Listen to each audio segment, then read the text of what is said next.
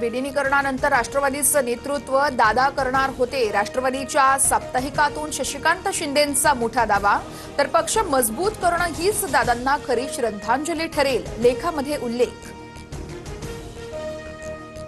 शशिकांत शिंदेंच्या लेखावर माझा आक्षेप आहे। अदृश्य शक्तींच्या कारवायांमुळे दादा राष्ट्रवादीतून बाहेर पडल्याच्या दाव्यावरती सवाल उपस्थित। जशास तसं उत्तर देणार, सुनील तटकरेंचा इशारा। अजितदादांना फोन केला, यात माझा काय दोष? सहकार्यांसोबत बोलू शकत नाही का? मला आणि तटकरेंना टार्गेट केलं जातंय। अनौपचारिक गप्पांवेळेस प्रफुल्ल पटेल यांचं वक्तव्य। विलिनीकरणाचा प्रस्ताव समोर आल्यास चर्चा करू, सुनील तटकरेंचं विधान। तर भाजपसोबत राहण्याची दादांची स्पष्ट भूमिका होती। विलिनीकरणाबाबत हिरामण खोसकर यांची बाजूही जाणून घेणार, तटकरेंची भूमिका। दादांच्या मृत्यूनंतर पवारांच्या पक्षाकडून माध्यमांसमोर विलिनीकरणाच्या चर्चा। आमच्याशी चर्चा केली असती तर भूमिका मांडली असती। आता विलिनीकरण होणार नाही, अनौपचारिक गप्पांवेळेस पटेलांचं वक्तव्य। अहमदाबाद विमान अपघाताच्या बातमीने दादांच्या अपघाताबाबत संशय आणखी बळावला। पायलटवर कुणाचा दबाव होता का? सखोल चौकशी व्हावी, रोहित पवारांची मागणी। उपमुख्यमंत्री सुनेत्रा पवारांची झेडपीतील विजयी सदस्यांसोबत बैठकीमध्ये सुनेत्रा पवार भावूक। तुमच्या पाठीशी कोणी नाही असं समजू नका, मी भक्कमपणे तुमच्या पाठीशी उभी आहे, सुनेत्रा पवार यांचं भावनिक आवाहन। शरद पवार यांना उद्या डिस्चार्ज मिळणार। पवारांवर मागील 5 दिवसांपासून रुबी रुग्णालयामध्ये उपचार सुरू। पवारांच्या प्रकृतीत सुधारणा, डॉक्टरांची माहिती। मंत्रालयामध्ये झिरवाळांच्या दालनामध्ये लाच प्रकरणी लिपिकाला अटक, तर सचिवावर देखील आरोप। वर पैसे द्यावे लागतात असा झिरवाळांच्या सचिवाचा दावा। तक्रारदार हिराराम घांची यांचा आरोप। मंत्रालयातील लाचखोर क्लर्कला 16 तारखेपर्यंत पोलीस कोठडी। 35,000ची लाच स्वीकारताना राजू ढेरिंग गेला एसीबीकडून रंगेहात अटक। झडतीमध्ये आणखी 42,000 रुपयांची रोकड सापडली। माझ्याकडे झिरवाळांचे अनेक किस्से आहेत, एसीबीने सूत्रधारापर्यंत पोहोचलं पाहिजे, संजय राऊतांचं वक्तव्य। तर चौकशीत माझं नाव आल्यास राजीनामा देईन, मंत्री नरहरी झिरवाळ यांचं प्रत्युत्तर।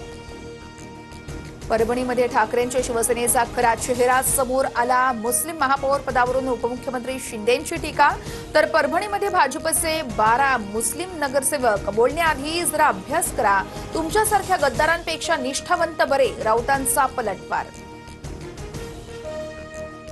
चंद्रपूरच्या घटनेचं पक्षातून कोणीही समर्थन केलं नाहीये, शेण खाणाऱ्यांवरती कारवाई करणार, राऊतांचा इशारा। तर पैसे घेतल्याचा आरोप करणाऱ्यांना भाजपने पैसे मोजायला ठेवलं होतं का? राऊतांची संदीप देशपांडेंवर टीका। मुंबईमध्ये स्थायी समितीसाठी भाजपकडून 3 नावांची चर्चा। प्रभाकर शिंदे, मकरंद नार्वेकर आणि हरीश बांदिवडेकर यांच्या नावाची चर्चा। स्थायी समितीचं अध्यक्षपद कुणाकडे, त्यावरती सगळ्यांचं लक्ष।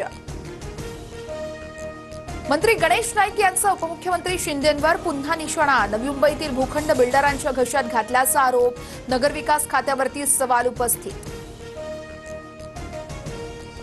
मालेगाव महानगरपालिकेतील टिपू सुलतानच्या फोटोवरून नवाबाद उपमहापौर दालनातील फोटोवरून हिंदुत्ववादी संघटना आक्रमक। सोशल मीडियावरती टीकेची झोड। नागपुरात शिवभोजन थाळीचं 10 महिन्यांचं बिल थकीत, अनुदान रखडल्यानं थाळी केंद्र चालक आक्रमक। महसूल मंत्री चंद्रशेखर बावनकुळेंना घेराव।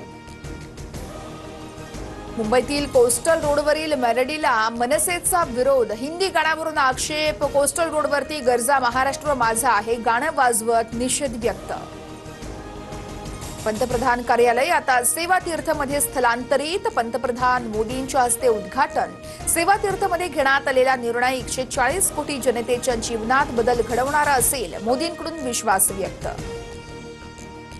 पंतप्रधान नरेंद्र मोदींकडून बांगलादेश नॅशनल पार्टीच्या अध्यक्षांना फोनवरून शुभेच्छा।